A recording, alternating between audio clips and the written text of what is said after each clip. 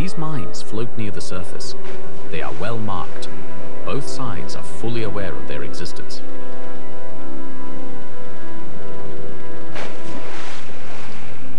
Any submarine would steer clear of these lethal hazards.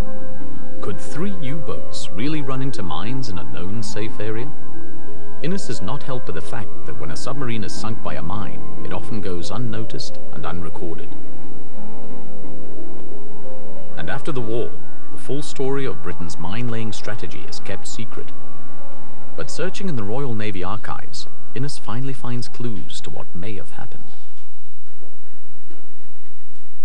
The information that we've been able to get here today, which was classified until fairly recently, actually details specifically where the lines of mines were laid along this part of the Cornish coast during the last year of the war.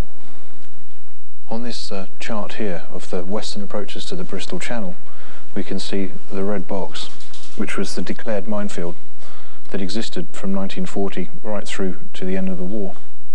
Running along the North Cornish coast, we have what was known as the Southern Gap, which convoys would use coming up from the southwest.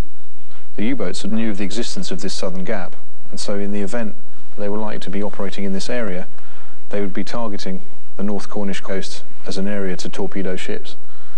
With the intelligence information that came the Allies' way, the strategy was to lay a deep anti-U-boat minefield right across the Southern Gap. Lines of mines were laid at a depth of 70 feet below the water, so that the convoys traversing that area could pass quite safely over the top of the mines. But any U-boat submerged, entering that area looking for targets, is going to go into a minefield. The recently declassified document reveals a secret operation. The Admiralty orders deep mines to be laid across the Southern Gap, starting in November 1944.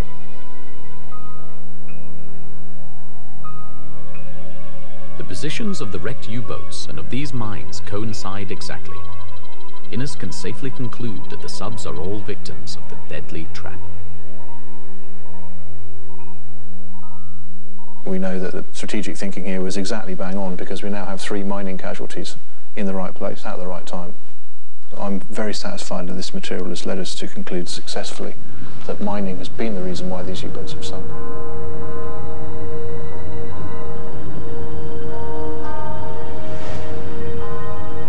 The 3 mystery submarines are proving to be the keys to other secrets. They yield their true identities. Their positions give away their mission: to destroy vital war supplies close inshore. Expert analysis of their damage confirms all 3 meet their end by mines. Added together, they are new, conclusive proof of the success of Britain's previously underrated mine-laying strategy. But why did the Germans fall into the trap? It's a very crafty operation, as you're laying mines below the depth of surface shipping, 70 feet in this case. The only things you can kill are submarines on their nefarious business. And it's quite a focused way of using the mine weapon, and it was extremely effective. The Mark 17 mines contain between 350 and 500 pounds of high explosive, enough to sink a battleship. They detonate on contact, with horns protruding from their casing. Against submarines, they are particularly lethal. A surface ship, you'll blow a big hole in the bottom. A submarine, you might blow the whole bows off. And of course, the smaller the target, the more catastrophic the damage. You can sink it with one blow.